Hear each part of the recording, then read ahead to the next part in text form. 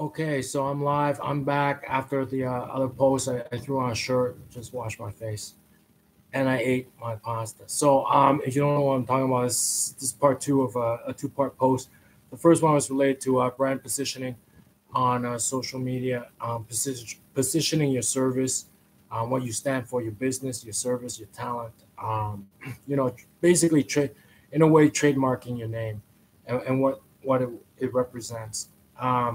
And that if you do actually face a personal attack, personal rejection, personal backlash, then while you're public sphere doing commercial things, then those people are crazy because it still comes down to free market and consumer choice. They don't like it, don't like it. McDonald's or KFC, or Burger King, they experience that type of consumer choice every day.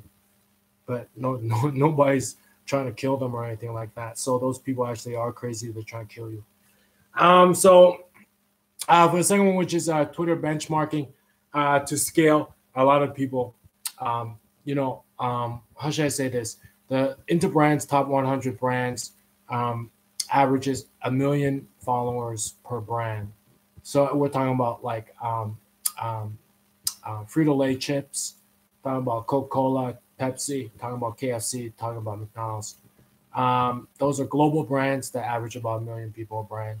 On Twitter, and a lot of people, what they do is, with all the influencers out there, the influencer trend out there, everybody wants like at least 1 million people, just like Procter and Gamble, just like Johnson Johnson. Procter and Gamble Corporation with over 1,000 marketing managers. And their Frito-Lay barbecue chips has 1 million followers. Everybody wants to match 1,000 MBAs, and a company that's has a stock market valuation of 10 billion or something like that. Everybody wants to be the same as them without anything to sell. No potato chips, no CDs, not even a service like digital marketing. So you have to ask yourself, am I doing this to scale? Which is maybe I'm just regional, right? Or maybe if not regional, then I'm very niche. I'm very niche, like and even for beauty products, I'm niche in beauty products for girls with freckles who are Caucasian. They say my product is waxy, but it's really for Caucasian girls. And when we introduce a product for Asians and for blacks, it'll be different. So you could be mass but still very niche.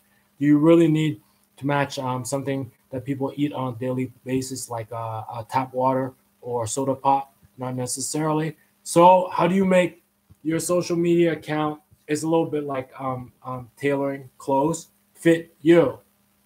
The size of your market, the size of your region, the size of your service. How do you make it fit you? How do you know when it's successful? Well, you got to go by this is sort of like business math, what they teach now in school, like consumer math, but on the other hand, it's kind of like business math.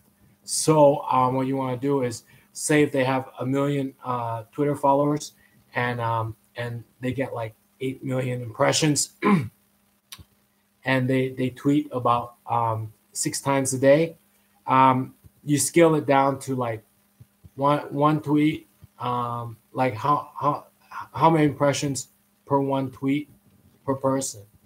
You understand? So you got to divide it. You got to divide 8 million by 1 million by 6. And so you can tell for every one tweet, right, each of their members pass it on around 8 times, right? Whereas for one of my tweet, each of my members, and it's the size of my market, size of my region, my size of my audience, about 500 people only. Each of my followers or people who read me pass around 6 times, right? So which is pretty close to a giant corporations with like 1,000 MBAs and hotshot marketing managers. So that's not bad. And you want to get those. You want to be as it's the opposite of big scale. It's efficiency. It's like what's a small NBA player? Most NBA players are very good, but there's some small NBA players too. And it's like Steve Nash, right? Another Canadian, Steve Nash. You're small, but boy, can you still score every time you shoot it up into the air. So you want to be like that. You want your metrics to scale down to 1, you know? And so if you do have a product like Frito-Lay chips that is sold all over the world, bought every day by millions of people, right?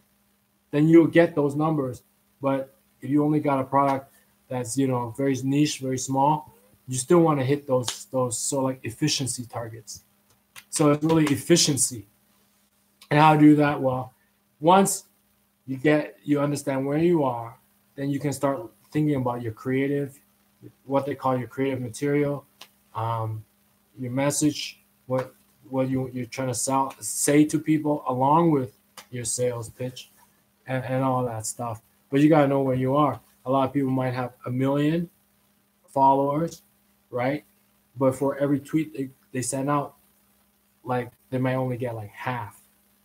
You see, a global brand, every tweet they send out, they will get 8 times their followers. I get 6 times my followers. And some people with 1 million followers, every tweet they send out might only get half times their followers. That means they miss it half the time. Every time I throw it up, I get a 3-pointer. Every time a big brand throws it up, gets 3-pointer. I don't need to be like a big brand. I don't have Frito-Lay in every convenience store all over the world. I don't need it. All right? Maybe same with you. You don't need it. To have your CD album in convenience stores and pharmacies, you don't need it because you're niche. Maybe you're gospel, you know, gospel kid choir. You don't really need that huge thing, right? So you got to look at your efficiency. They call it efficiency, you know, and you got to scale it down to 1. So that's the tip. That's the basic business math, which is the opposite of consumer math, the other side of consumer math that you're all learning in school. And I'll also, to come to this video on the website, COMMGiving, I'll put a link to the industry benchmark so you can see what top 100 top 100 brands in the world achieve every time they put it up in the air. All right. I'll see you guys later. Bye-bye.